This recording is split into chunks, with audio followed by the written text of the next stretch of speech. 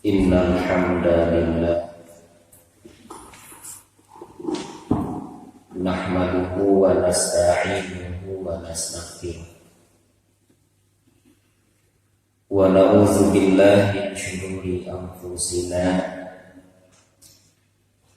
wa min sayyiati a'malina. May yahdihillahu fala mudilla lahu wa may yudlilhu fala hadiya lahu. Asyhadu an la ilaha illallah wahdahu la syarika lah wa asyhadu anna Muhammadan abduhu wa rasuluh allazi la nabiyya ba'dah. Amma ba'd. Para hadirin ikhwatul iman, setiap kita melaksanakan satu amalan, senantiasa ada dua perasaan yang ada dalam diri kita. Yang pertama, perasaan gembira karena kita diberikan kesempatan sekaligus kemampuan untuk bisa melaksanakan amaliyah-amaliyah yang diperintahkan oleh Allah kepada kita. Namun juga ada perasaan khawatir bila ibadah atau amal yang sudah kita lakukan itu atau amal yang baru dilakukan itu ternyata tidak diterima oleh Allah Subhanahu wa ta'ala. Karena kita sampai hari ini tidak pernah tahu apakah Allah Subhanahu wa ta'ala berkenan untuk menerima ibadah-ibadah kita atau sebaliknya. Jangankan ibadah yang sudah berlalu lama kita tinggalkan, yang baru saja kita lakukan, sholat subuh yang baru beberapa menit kita lakukan, maka demikian ada dua perasaan dalam hati kita. Pertama, kita bergembira, alhamdulillah Allah masih berikan nikmat sehat, kesempatan sekaligus kemampuan melaksanakan perintah Allah. Namun juga di balik itu ada kekhawatiran sesungguhnya, karena kita tidak pernah tahu ibadah ini diterima atau tidak. Apalagi yang sudah berlalu sekian lama, sudah setahun, 2 tahun, yang sudah 10 tahun yang lalu dan seterusnya. Karena sampai hari ini kita memang tidak mendapatkan laporan. Beda kalau misalnya kita mendapatkan laporan, kalau bahasa kitanya report gitu, pesan kita sudah diterima. Kalau ibadah tidak pernah. Malaikat yang biasa mencatat amal-amal kita tidak pernah memberikan laporan kepada kita.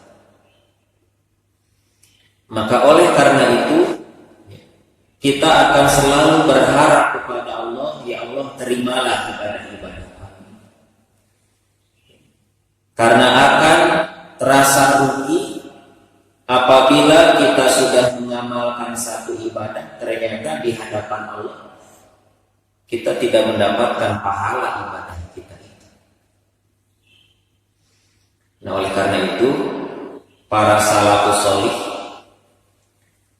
di dalam salah satu kitab namanya Lataif al-Ma'arif yang ditulis oleh Imam Ibnu Rajab al-Hambali, beliau mengatakan bahwa para salaf ini adalah mereka yang betul-betul kalau melaksanakan ibadah ini dengan sungguh-sungguh, dengan penuh harapan akan diterimanya ibadah. Oleh karena itu mereka ketika akan bertemu dengan Ramadan, kata beliau, 6 bulan berdoa kepada Allah supaya dapat dipertemukan dengan Ramadan. Jadi 6 bulan terus berdoa, ya Allah pertemukan saya dengan Ramadan, pertemukan saya dengan Ramadan. Ketika sudah bertemu dengan Ramadan, maka setelah itu 6 bulan sisanya apa yang diminta kepada Allah? Ya Allah, terimalah ibadah Ramadan kami. Jadi 6 bulan meminta, memohon kepada Allah, disampaikan usianya kepada bulan Ramadan. 6 bulan berikutnya setelah Ramadan berlalu, ternyata doa yang disampaikan kepada Allah untuk diterimanya ibadah-ibadah mereka. Itu para salafus sholih yang kita yakin mereka ibadahnya lebih dari kita. Kita sadar, kita menyadari belum mampu melampaui para salafus sholih ini. Ternyata banyak kekhawatiran dalam diri.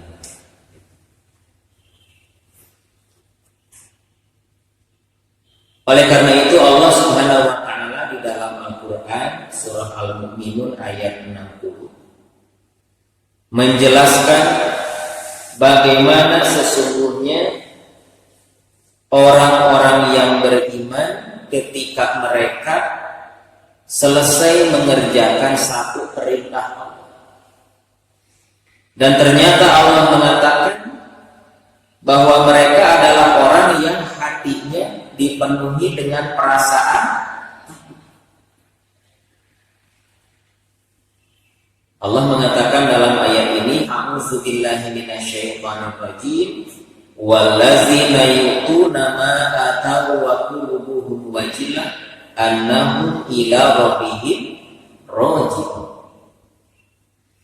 Dan orang-orang yang memberikan apa yang telah mereka berikan, wa qulubuhum wajilah, dengan hati yang takut, karena mereka tahu bahwa sesungguhnya mereka akan kembali kepada Tuhan mereka. Di ayat berikutnya Allah mengatakan, ini yang disebut dengan ahlul khairat, orang-orang yang senang sekali berbuat kebaikan, orang yang rajin berbuat kebaikan. Tapi ternyata bukan hanya kegembiraan gitu yang dirasakan oleh mereka. Semakin banyak beramal, semakin banyak rasa takutnya. Kenapa? Karena mereka tidak yakin ibadahnya diterima atau tidak. Oleh karena itu harapan ingin diterima itu selalu dimohonkan kepada Allah. Kan seperti itu doa-doa kita punya. Rabbana taqabbal minna, ya Allah terimalah ibadah kami. Kenapa? Karena kita tidak pernah tahu. Dan sangat bisa Allah menolak, membatalkan ibadah yang dilakukan oleh kita. Ya.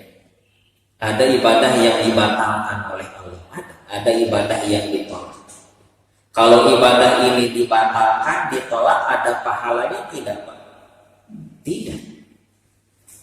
Ibadah itu di samping pahala, kata Nabi, dapat menggugurkan dosa. Kalau ibadahnya tidak diterima, mampu tidak menggugurkan dosa-dosa kita? Tidak. Karena syarat ibadah yang dapat mendatangkan pahala dan menggugurkan dosa, tentu ibadah yang sudah diterima. Seperti saum yang kita lakukan.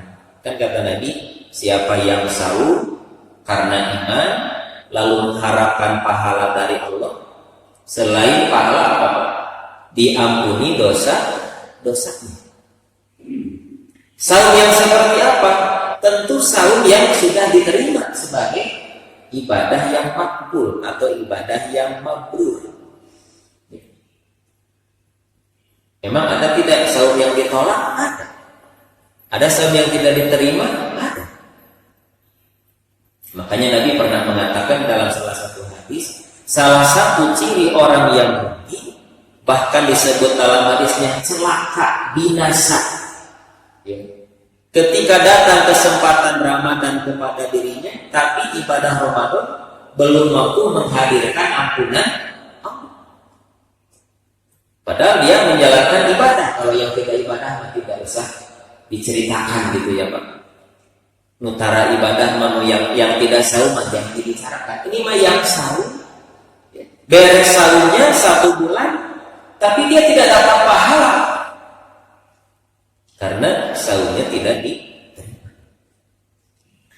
Nah, oleh karena itu, ayat ini menjadi dalil bahwa ciri orang-orang yang beriman itu adalah selalu ada perasaan takut dalam dirinya ketika mereka telah melaksanakan perintah Allah. Nah, dalam suatu tafsir dijelaskan ayyutunal at'a min zakatin wa shadaqah, yaitu mereka memberikan pemberian berupa zakat dan sedekah. Ya, karena dalam ayat tadi orang-orang yang memberikan apa? Kata Imam Ali As-Subuni dalam kitabnya bisa berupa zakat, ya, seperti hari ini Pak. Kita mulai menitipkan zakat fitrah, belum mengeluarkan karena nanti dibagikan. Baru menitipkan atau zakat mal dan yang lainnya. Wa shadaqatin dan sedekah, wa yataqarrabuna bi anwa'il qurbat, dan mereka bertakarub dengan bermacam-macam bentuk takarub kepada Allah. Tadarus, tilawah, salat tarawih dan seterusnya. Min aqalil khairi wal birri, berupa perbuatan-perbuatan baik dan kebajikan. Banyak sekali bentuknya. Wa hum yakhafuna an la tuqbala minhum a'maluhum, sedang mereka khawatir tidak diterima dari mereka amal-amal mereka. Wa qala Al-Hasan Basri mengatakan innal mu'mina jama'a insanan wa syafaqah, bahwa orang mukmin itu adalah orang yang mengumpulkan kebaikan dan ketakutan. Wa innal munafiqa jama'a isa'atan wa amnan, sedangkan orang munafik adalah orang yang mengumpulkan kejelekan dan ketentraman. Ya. Lalu kenapa harus ada muncul perasaan khawatir ini? Jadi tercekapku tidak cukup dengan gembira, tapi ada perasaan khawatir. Karena yang tadi kita belum pernah diberitahu ibadah kita ini diterima. Kemudian dalam Fathul Qadir, Imam Asy-Syaukani menukil perkataan Al-Juzaz bahwa hati yang takut itu sesungguhnya mereka akan kembali kepada Tuhan mereka, dan sebab takutnya bukan adalah mereka khawatir bahwa Allah tidak menerima dari mereka dari segi yang diharapkan, bukan semata-mata kembalinya kepada Allah. Jadi yang ditakuti oleh orang beriman itu apanya? Bukan kembalinya kepada Allah. Dalam bahasa kita bukan kematiannya. Ya. Tapi yang dikhawatirkan adalah ketika kembali kepada Allah atau meninggal dunia, yang sebelumnya kita bergembira bahwa kita telah banyak melaksanakan ibadah, ternyata pahalanya Ini yang dikhawatirkan oleh orang yang beriman, yang dimaksud oleh ayat itu. Jadi bukan kematian, bukan ajalnya. Karena kalau ajal kematian, mau takut atau tidak, sudah ada ajal masing-masing begitu Pak. Mau siap atau tidak siap, sudah ada waktu masing-masing. Ini tidak perlu ditakutkan oleh orang yang beriman. Dan sudah waktunya harus kembali. Kalau belum, ya tidak. Yang ditakuti bukan kematian kan oleh kita, tapi kita takut kalau kita meninggal dunia, ternyata amal-amal kita mana? Pahala amal kita mana? Padahal kita banyak beramal. Kalau sudah meninggal, apakah bisa diulangi lagi? Ini yang disesali oleh orang-orang kafir. Nanti mereka akan memohon kepada Allah, ya Allah, kembalikanlah kami ke dunia sehari saja, jangan lama-lama. Untuk apa? Kami ingin berbuat baik, ingin beribadah. Kenapa mereka menyesal? Karena ternyata mereka tidak dapat apa-apa. Tidak ada yang bisa menyelamatkan mereka. Ya. Nah, inilah kekhawatiran yang dimaksud oleh ayat tadi. Bukan ajalnya, tapi yang dikhawatirkan kalau nanti kembali kepada Allah, ternyata kita belum mendapatkan pahala dari ibadah. Nah, sedangkan dalam Sunan Ibnu Majah, Siti Aisyah pernah bertanya kepada Nabi tentang ayat di atas. Ya Rasulullah, ya, wahai Rasul, walladzina yutuna ma atau qulubuhum wajilah. Orang yang memberikan apa yang telah mereka berikan dengan takut, dengan hati yang takut itu, ahwaladhi yazni, ditujukan kepada orang yang berzina. Jadi yang takut orang yang berzina. Wa yasriku, orang yang mencuri. Wa yashrabul khamra, atau orang yang meminum minuman keras. Karena kan biasanya ini orang-orang yang takutnya, takut kurang takut apa? Sihir kapagi, takut diketahui oleh orang kalau mencuri, berzina dan minum minuman keras. Ternyata kata Nabi, la ya binta Abi Bakrin Siddiq, tidak wahai putri Abu Bakar Siddiq. Jadi orang yang takut bukan orang yang berbuat buruk, orang yang berbuat jahat, musyrik. Wala innahu rajulu yasumu. Nah, ini kata Nabi. Akan tetapi ayat tersebut ditujukan kepada seseorang yang saum. Nabi tidak menyebutkan saum yang mana, pokoknya semua saum saya. Mau saum yang wajib seperti kita Ramadan, mau yang sunat. Orang yang saum. Wa yatasaddaqu, orang yang bersedekah. Memberikan apa-apa makanan dan minuman untuk berbuka dan yang lain sebagainya. Wa yusolli, dan juga orang yang sholat, baik yang sunnah atau yang wajib. Wa huwa yakhafu an la yutaqabbala minhu, sedang ia takut jika amalannya tidak diterima. Jadi ternyata yang takut ini bukan yang berbuat buruk, yang biasanya dalam persepsi kita kan begitu. Yang takut yang bagaimana? Tentu kalau orang berbuat buruk. Ternyata menurut ayat tadi, ya, pemahaman Aisyah keliru kata Nabi, bukan itu. Tapi yang dimaksud adalah orang yang beriman yang banyak beramal. Apakah saum, sedekah, zakat, ya, dan ibadah lainnya, tapi dalam hatinya banyak perasaan takut, khawatir ibadahnya tidak diterima oleh Allah. Kemudian dalam tafsir Al-Mawardi, beliau mengatakan, wa khulasatu zalika inna ni'ama laisa hiya sa'adatu dunyawiyatu wa nailul huzudi fiha. Kesimpulannya bahwa sesungguhnya kesenangan hidup itu bukanlah kebahagiaan duniawi dan memperoleh keuntungannya. Dan biasanya umumnya ini. Jadi kesenangan hidup itu apa Pak? Kalau ya, dapat kebahagiaan dunia dan banyak memperoleh keuntungan. Itu yang disebut atau standar kehidupan yang senang, yang menyenangkan itu apa? Dunianya bahagia, dia juga banyak keuntungan, sukses dunia dengan semua pencapaiannya, dengan semua keberhasilannya. Padahal kata beliau, bahagia al-amalu thayyib. Ternyata kesenangan hidup itu, ya, kebahagiaan dunia itu bukan seperti itu. Apa? Tetapi dialah amal yang baik atau amal yang soleh. Kalau kita Pak senang itu memberi atau diberi. Kan umumnya senang itu kalau ada yang memberi ya umumnya.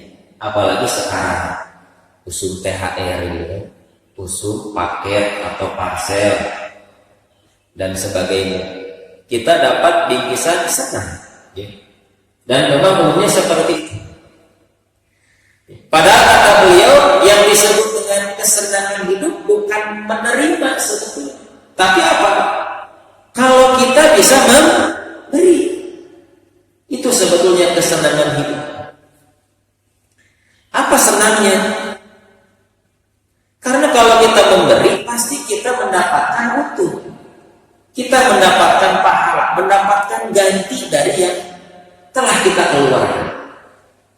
Dan kata Nabi dalam hadisnya, setiap kebaikan itu dilipat gandakan berapa?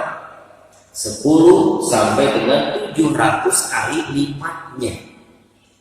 Bapak memberikan makan berbuka kepada seorang. Kata Nabi, kita dapat pahala tambahan seperti orang yang sahur itu. Dan itu dilipat gandakan. Ya. Tapi kalau kita dapat pemberian, bagaimana tuh? Belum tentu bisa mendatangkan pahalanya. Dimakan habis gitu. Ya. Dan kita belum tentu mendapatkan pahala yang jelas. Apa yang diberikan orang habis kita makan. Kita dapat uang jangan besar-besarnya 100.000. Yang 100.000 ini kita gunakan habis. Beda kalau kita punya uang 100.000 kita keluarkan habis, tidak apa? Habis betul. Tapi sesungguhnya itulah yang tersisa, yang begitu konsepnya.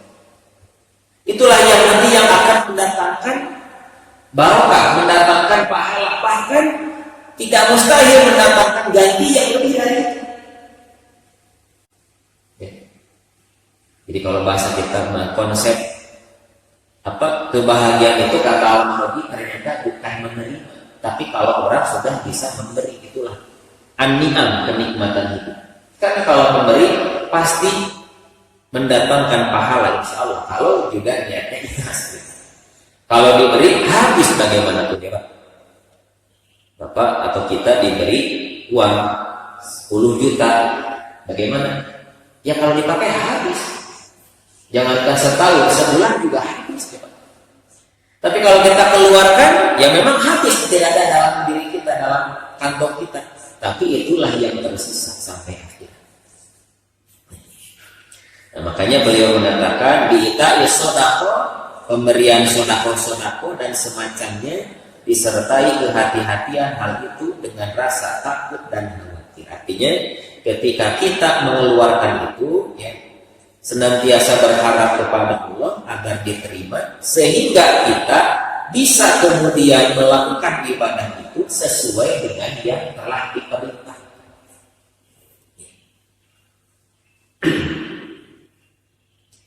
Nah, kemudian dalam surah Al-Baqarah 217 ini tambahan ayat, ya, Allah berfirman, wa may yartadid minkum an dinihi fayamut wa huwa kafir faulaika habitat a'maluhum fid dunya wal akhirah wa ulaika ashabun nar hum fiha khalidun.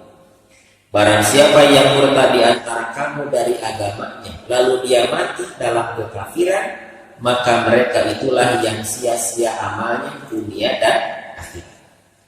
Maksudnya Pak, orang yang beriman lalu keluar dari agamanya, maka keimanannya ya, terhapus semua kebaikannya pun terhapus, amalnya pun menjadi sia-sia. Walaupun berpuluh-puluh tahun, puluhan tahun muslim gitu. Kemudian murtad, baru sehari meninggal. Baru sehari padahal dia puluhan tahun muslimnya. Lalu murtad, baru sehari meninggal. Bagaimana Pak? Kata ayat ini, yang puluhan tahun itu menjadi amal yang sia-sia saja. Satu hari itu bisa menghapus puluhan tahun ibadah yang sudah dia lakukan. Makanya ini yang jangan sampai terjadi. Jadi inilah yang bisa menghapus segala amal kebaikan. Bisa menjadikan amal itu amal yang sia-sia. Nah, pertanyaannya, apakah amal yang sia-sia itu hanya bagi orang-orang yang murtad saja? Tidak, ternyata. Ini dalam kitab Mufradat fi Gharibul Quran dijelaskan, ternyata Pak, amal yang sia-sia itu ada 3 macam. Nah, mudah-mudahan kita bisa lebih berhati-hati ya, dan kita paham bahwa ternyata ini yang sia-sia. Kata beliau, amal yang sia-sia itu ada beberapa macam. Pertama, antakuna a'malu dunyawiyatan falatubni fil qiyamati kina. Amal-amal itu bersifat dunia sehingga tidak dapat menyelamatkannya pada hari kiamat. Amal siapa? Nah, Allah menjelaskan dalam surah Al-Furqan ayat 23, wa qadimna ila ma'amilu min amalin faja'alnahu haba'an mansura. Kami hadapi segala amal yang mereka kerjakan, lalu kami jadikan amal itu bagaikan debu yang berterbangan.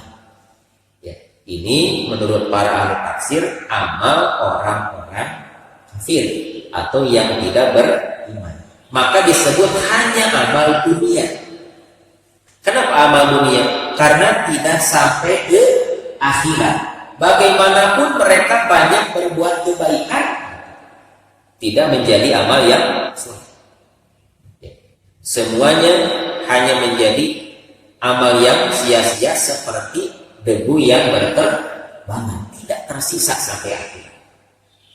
Dan jangan dikira Pak, orang yang non-muslim tidak berbuat baik, banyak berbuat baik, tapi sayang sedikit pun tidak dapat menyelamatkan mereka di akhir. Nah, ini yang jangan sampai terjadi pada orang yang beriman. Apapun yang kita dapatkan, kalau tidak menyelamatkan, ya apa yang bisa dibanggakan? Sama seperti orang kafir. Nah, ini mah berarti khusus bagi mereka. Yang kedua, antakuna a'malan ukhriyatan lakin lam yuqsad sahibuha wajhallah. Nah, ini mah yang beriman. Amal-amal itu amal keakhiratan. Berarti bukan amal dunia, amal yang sudah, amal yang sampai ke akhirat, membuka pintu langit. Ya. Kan kalau orang kafir, 2 pintu langit itu, 1 pintu turun rezeki, 2 pintu amal, pintu amalnya tertutup sehingga tidak naik ke akhirat. Kalau yang beriman, dua-duanya terbuka sehingga pintu langit terbuka dan amal itu naik ke akhirat. Gitu. Akan tetapi, pelakunya tidak meniatkannya mengharapkan ridho Allah. Dalam istilah kita, tidak dibarengi dengan niat yang tulus atau ikhlas semata-mata karena Allah. Maka ini pun akan menjadi amal yang sia-sia. Ya. Ini artinya saja. Ya. Seperti dalam hadis riwayat Imam Muslim. Ya. Kata sahabat Abu Hurairah, aku mendengar Rasulullah bersabda, sesungguhnya manusia pertama yang diadili pada hari kiamat orang yang mati syahid. Mati syahid apa? Yang terbunuh di medan perang. Ini yang pertama diadili.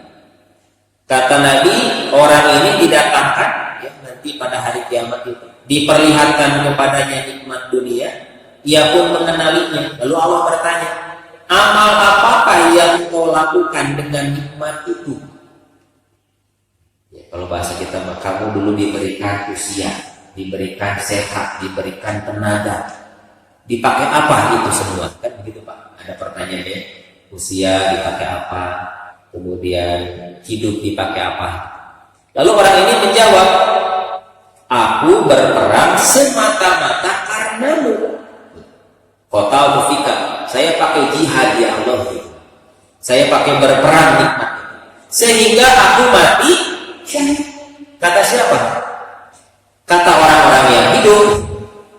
Wah, dia mati syahid, terbunuh di medan perang. Ya. Tapi bagaimana? Allah berfirman, kazabta, engkau dusta. Engkau berperang supaya dikatakan orang-orang yang gagah berani. Demikianlah yang dikatakan tentangmu. Kemudian diperintahkan agar menyeret orang itu atas mukanya, lalu dilemparkan ke dalam neraka. Ini orang yang berzina? Bukan. Orang yang mencuri? Bukan. Orang yang membunuh? Tidak. Orang yang apa? Orang yang mati syahid. Ya. Orang yang berperang di medan jihad melawan orang kafir, yang kata orang-orang pun mati syahid. Bagaimana tidak mati syahid gitu? Karena menghadapi musuh-musuh Islam. Dan orang mengatakan dia syahid. Nah, pertanyaannya, apakah dia memang syahid di mata Allah? Ternyata tidak. Karena Allah tahu ternyata dia berperang niatnya bukan karena Allah. Kosdunnya, niatnya bukan karena Allah. Karena apa? Liyukola jariun, ingin disebut orang yang gagah berani, pahlawan dan seterusnya. Makanya kan kita sering mendengar hadis kata Nabi, innamal a'malu binniyat. Amal itu penting, tapi ada yang lebih penting, apa? Niatnya dulu. Kalau niatnya bukan karena Allah, maka amal itu bisa jadi sia-sia. Seperti orang yang mati syahid. Ya. Kata orang-orang dia mati syahid, ternyata kata Allah tidak, dia tidak mati syahid. Ya. Sampai kata Nabi apa-apa? Ternyata dia dimasukkan dulu ke dalam. Karena syahid itu kan ada tiga, ada syahid dunia, tidak syahid akhirat. Seperti yang sekarang menjadi korban wabah dan seterusnya. Mereka secara dunia tidak syahid, tapi akhirat mereka syahid, korban tenggelam kemarin ya, pesawat atau kapal selam. Insya Allah mereka syahid akhirat, walaupun dunia tidak syahid. Ya. Seperti orang yang juga tidak meninggal, ya, tapi dia bersabar. Ya. Apa istilahnya Pak? Kita ada PSBB, ada karantina dan seterusnya. Dia bersabar menghadapi apa kata Nabi? Maka dia akan mendapatkan pahala syahid. Lalu dia meninggal, bagaimana? Apakah disebut mati syahid? Tidak, hanya mendapatkan pahala syahid. Kenapa tidak disebut mati syahid? Karena berbeda dengan orang yang mati syahid sesungguhnya. Kan kalau mereka dimandikan tidak Pak? Dimandikan ya. Korban wabah ini dimandikan, mengantunkan ke corona, dimandikan, dikafani. Ya. Tapi kalau yang mati syahid berperang kan tidak dikafani, tidak dimandikan, dikuburkan dengan darahnya, dengan pakaian. Tapi nanti di akhirat mereka akan disejajarkan dengan orang yang mati syahid dunia dan akhirat, seperti para sahabat yang betul-betul gugur di medan perang. Yang kedua, orang yang bukan syahid saja, tapi orang yang ta'allamal ilma, orang yang menuntut ilmu dan mengajarkannya serta membaca Al-Quran. Didatangkan dan diperlihatkan kepadanya nikmatnya, dia pun mengakuinya. Lalu Allah akan bertanya, amal apakah yang engkau lakukan dengan nikmat itu? Jawabannya pasti, aku menuntut ilmu, mengajarkannya dan baca Quran hanyalah karenamu ya Allah. Tapi bagaimana kata Allah? Engkau berdusta. Engkau menuntut ilmu agar dikatakan orang yang alim, dan membaca Quran dikatakan orang yang qori, pembaca Quran yang hebat. Begitulah yang dikatakan tentang kemudian diperintahkan agar menyeret atas mukanya dan dilemparkan ke dalam neraka. Ini bukan orang yang membunuh, orang yang baca Quran, orang yang ngaji gitu kayak kita, tapi ternyata akhirnya masuk neraka. Karena apa? Karena niatnya yang tidak tulus. Maka kata Ibnu Katsir ya, bahwa syarat amal yang diterima itu yang pertama selain kholison tapi shawaban. Kholison artinya luruskan dulu niatnya, luruskan dulu jarum hati kita. Kita beramal ini mau karena apa? Setelah lurus niatnya, yang kedua shawaban, harus sesuai dengan ketentuan syariat. Kalau dua hal ini tidak ada atau salah satunya, ibadahnya akan menjadi sia-sia. Contoh Pak, kita sholat subuh ya, tidak 2 rakaat gitu. Kita lebihkan jadi 4 rakaat, padahal ikhlas kita mengerjakannya. Diterima tidak Pak? Tidak. Rek ikhlas kumaha wae gitu, kalau tidak benar maka akan diterima. Atau benar 2 rakaat sholat subuhnya tapi tidak ikhlas. Bukan karena Allah, kayak yang tadi berjihad, betul jihadnya membela Islam, betul melawan orang kafir, tapi karena niatnya tidak karena Allah, sia-sia ibadah, sia-sia jihad. Ya, maka pentingnya kita tolabul ilmi tadi salah satu, supaya ibadah kita itu betul-betul diterima.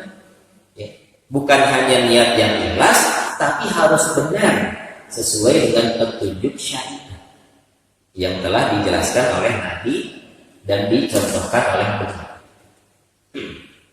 Maka misalnya nanti sebentar lagi mengeluarkan zakat fitrah, ya, dikeluarkan kalau tidak sesuai dengan petunjuk.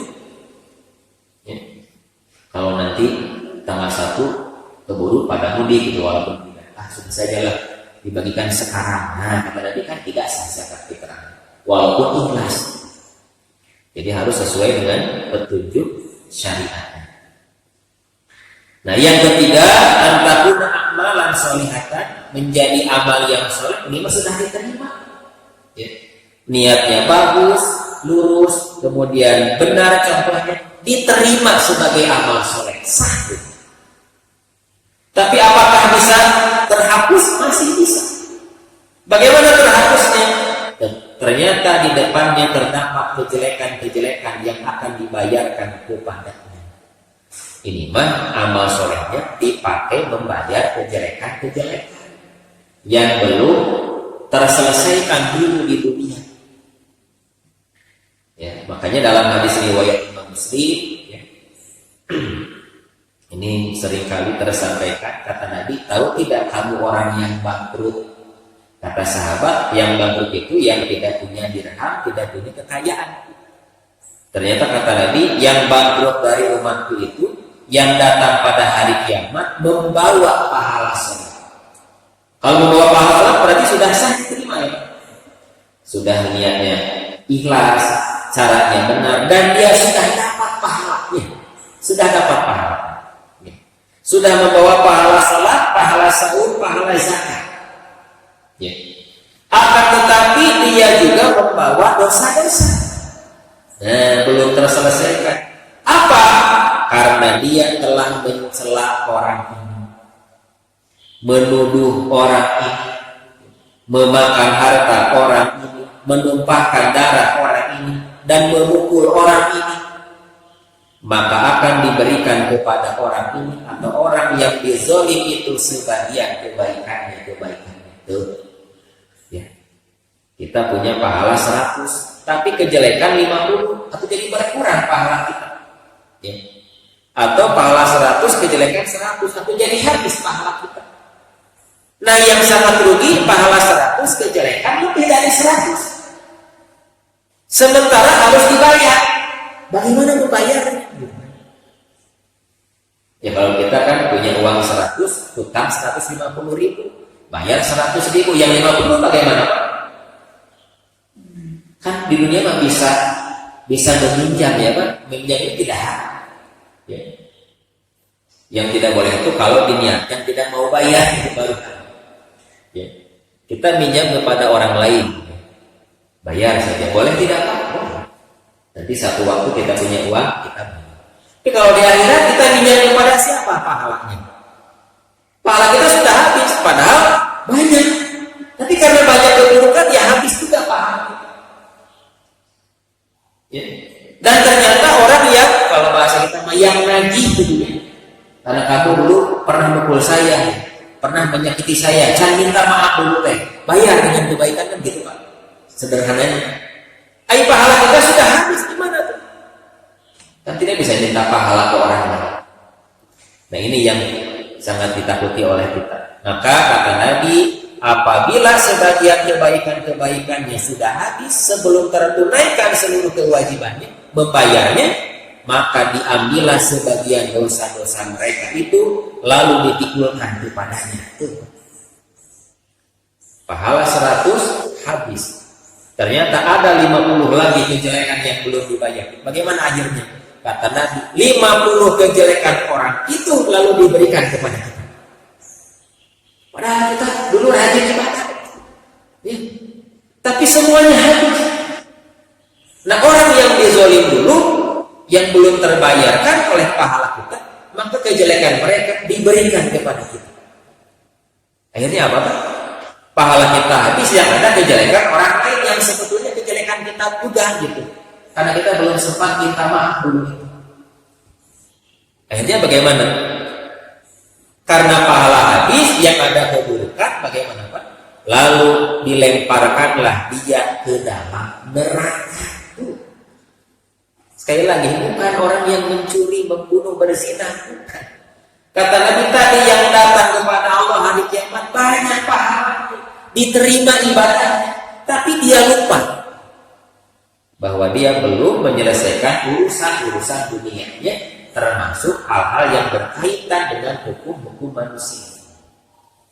Makanya Pak, hakku ibadi, ya, hak hamba itu tidak selesai dengan ibadah. Bapak, ibu, atau kita semua rajin sholat, tidak menyelesaikan urusan dunia. Hari gaduh kawan kabatun pernah diselesaikan. Ya, ada piutang selesaikan. Kita pernah menyakiti ini walaupun tidak sengaja selesai.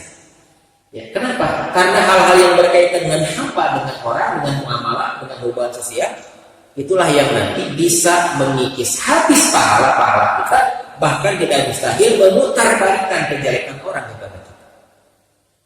Makanya disebutnya apa? Muflis, orang yang bangkrut, gitu. Boro-boro dapat untung, modalnya pun habis, kan saya tahu ya. Boro-boro masuk surga, dikeburu silakan neraka, padahal mah ibadahnya. Nah, oleh karena itu dalam hadis yang terakhir ya, kata Nabi, barang siapa melakukan kezaliman kepada saudaranya dari kehormatannya dan hartanya, ya, maka hendaklah dia meminta kehalalan darinya pada hari ini. Makanya Pak, dia menjadi catatan, sekalipun di dunia tidak diusut lah gitunya, tapi di akhirat maka bakal dikisoskan sana. Ya kan sekarang kita tentunya banyak saksikan ketidakadilan, ibu ditindak itu dan seterusnya, penghormatannya terus gitunya. Padahal kalau disebut kasusnya sama juga sama dengan yang ada gitu.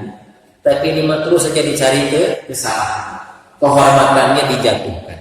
Ya, kemudian hartanya juga habis. Dan ini kalau tindakan kezaliman, hukum dunia dianggap selesai, tapi kata Nabi di akhirat mah harus dia bayar dengan pahala dia. Ya, harus dia bayar dengan kebaikan dia. Ya. Hendaknya dia minta kehalalan darinya pada hari ini. Kata para ulama, maksud minta kehalalan teh diselesaikan. Kalau keburukan minta segera dimaafkan. Makanya ada di kita istilahnya apa? Halal dihalalnya. Maksudnya saling mengislahkan, gitu. Saling memaafkan, diselesaikan secara baik-baik. Tapi, nah kata Nabi, kapan itu dilakukan? Al-yauma, hari ini sekarang. Bedanya itu. Karena halal bihalal harus nunggu setelah lebaran gitu ya kan. Kayak bulan Syawal. Nah ternyata kata Nabi tidak menunggu lama-lama. Kalau sekarang punya masalah, selesaikan sekarang. Kenapa? Kan kita tidak tahu apakah kita punya waktu atau tidak sampai nanti. Jadi halal bihalal boleh, tapi harusnya jangan menunggu Syawal. Sekarang kita punya masalah, selesaikan sekarang. Ya. Sekarang kita punya keburukan, selesaikan. Kenapa? Karena nanti kata Nabi, sebelum ia mengambilnya, ketika tidak ada dinar dirham, maka jika ia memiliki amal soleh diambil darinya seukuran kezaliman. Ya. Apalagi kata Nabi, doa orang yang terzalim itu Pak, doanya diijabah.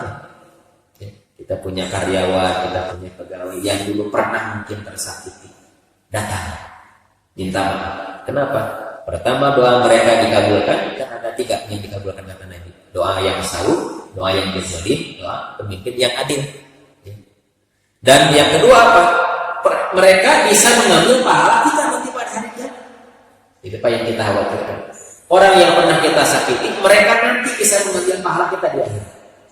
Kalau belum selesai persoalan. Kata Nabi, selesaikan hari ini.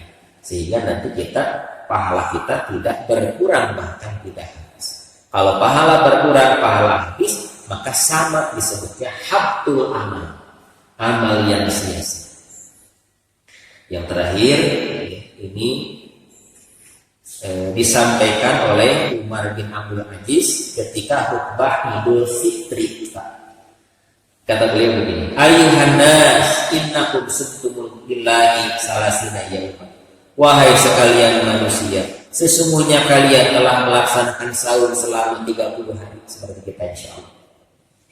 Wa kuntum salasina lailatan, kalian pun telah melaksanakan salat tarawih setiap malam di khutbah Idul Fitri.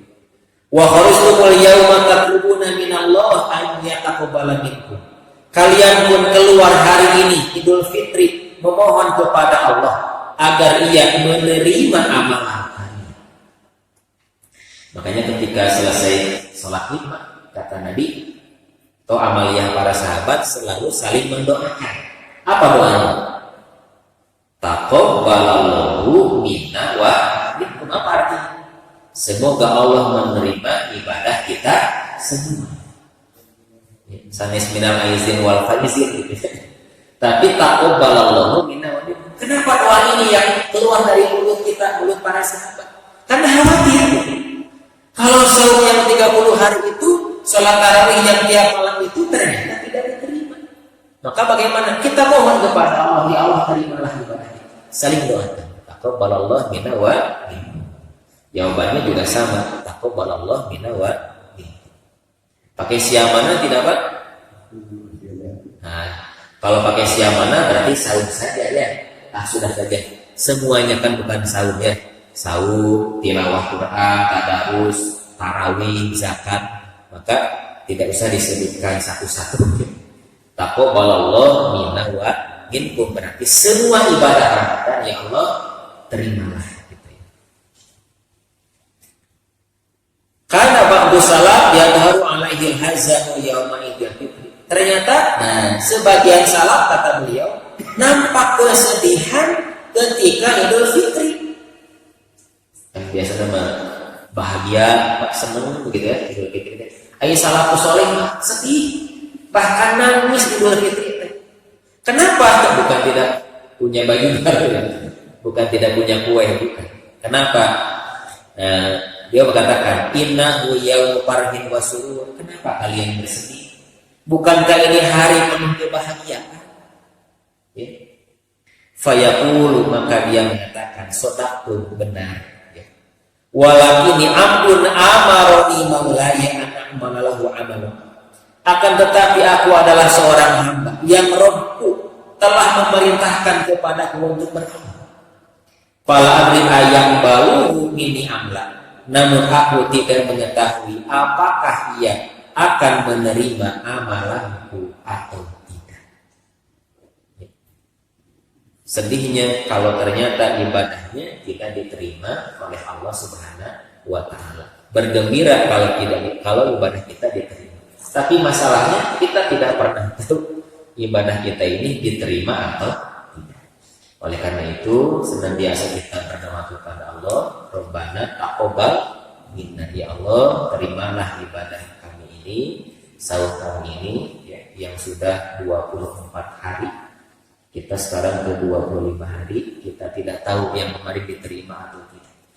Oleh karena itu, kita selalu memohon kepada Allah untuk menerima ibadah-ibadah kita, baik saumnya, ya, sholat tarawih, tadarus, tilawah, zakat fitrah, sedekah dan lainnya, sehingga benar-benar bisa menyelamatkan kita pada hari kiamat.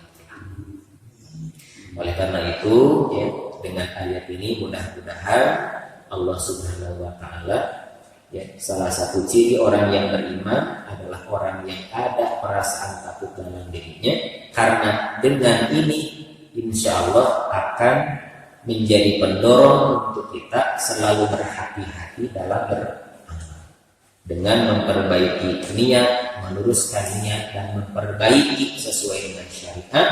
Inilah salah satu yang kita lakukan agar ibadah kita betul-betul diterima oleh Allah. Dan yang ketiga tadi, tidak dilupakan menyelesaikan urusan-urusan dunia, karena ini pun berpotensi menghilangkan pahala kebaikan kita.